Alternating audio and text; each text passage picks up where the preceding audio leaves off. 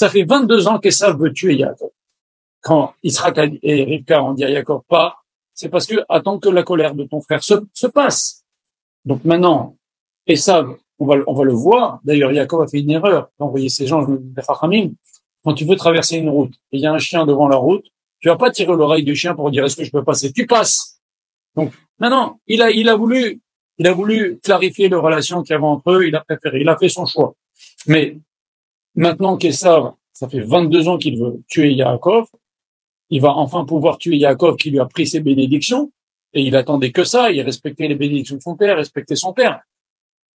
Et c'est des bénédictions de la richesse matérielle. Voilà que Yaakov, au lieu de lui dire, tu sais, les bénédictions ne m'ont rien fait, il cache un peu sa richesse, il met un peu sa richesse à gauche, à droite, pas du tout. Qu'est-ce qu'il fait Yaakov? Il lui dit, tu sais, j'ai des taureaux, j'ai des ânes, j'ai des serviteurs, je suis venu quelqu'un d'extrêmement riche. Tiens, d'ailleurs, je t'envoie des cadeaux. Il envoie des cadeaux royaux, des dizaines de bétail, des dizaines même des chameaux, des machins. Il envoie plein, mais, et exprès, nos amis nous disent, il a mis un revar, donne un espace entre le premier cadeau et le deuxième cadeau pour bien rassasier les yeux du rachat. Tiens, Yaakov Avinu, il a une attitude, on dirait qu'il veut la inara, il veut que Esav lui mette la inara. Il va chez Esav, il dit, tu sais, les bénédictions que je t'ai piquées, elles ont super bien marché, je suis devenu super riche. Regarde les richesses que j'ai. Si tu veux la inara, tu veux qu'il jalouse encore plus, qu'il a encore plus envie de te tuer, tu veux quoi, Yaakov? C'est ça la question qu'on peut se poser. Elle est étrange, la conduite de Yaakov. On dirait qu'il veut attiser la jalousie en lui disant, tu sais, les brachot, que je t'ai volées, entre guillemets, hein, eh ben, elles ont super bien marché. Je suis devenu quelqu'un de super milliardaire. C'est étrange comme conduite. C'est vraiment étrange, la conduite de Yaakov. Ça mérite une explication. Alors, le Noam Elimelech, et ça, faut vraiment connaître ce yesod-là. Mais vous le savez déjà, vous allez voir. Il explique la conduite de Yaakov ainsi. Il a dit que Yaakov a voulu dévoiler au Bnei Israël, dans toutes les générations, un énorme secret. Quel est le secret? Voilà le secret qu'Yaakov a voulu nous dévoiler. Par sa conduite qui semble étrange et contraire à toute logique, et contraire à ses intérêts.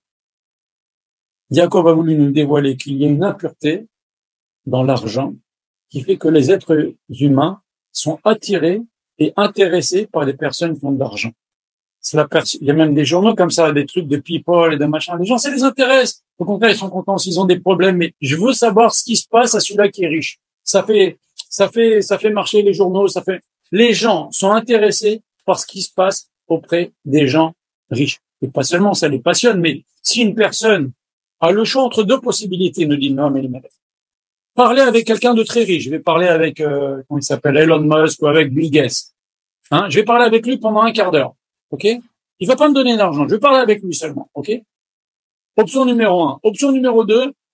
Je vais parler avec un rendez-vous de travail. Je vais gagner de l'argent. Un mec normal, un business normal, un travail, un rendez-vous de travail. OK? Je vais gagner de l'argent avec celui-là. Mais c'est pas un milliardaire. C'est un mec normal. Et je vais passer un quart d'heure avec un milliardaire et je vais pas gagner d'argent. L'homme préférera toujours passer un quart d'heure avec un milliardaire, même si ça lui rapporte rien. Pourquoi? Il y a une attirance. Il y a une attirance de l'argent. Et ça, Yaakov a voulu nous montrer ce secret. Avec les descendants de Esav, si vous voulez les amanouer, montrez-leur que vous avez de l'argent. Ils seront absolument à votre botte.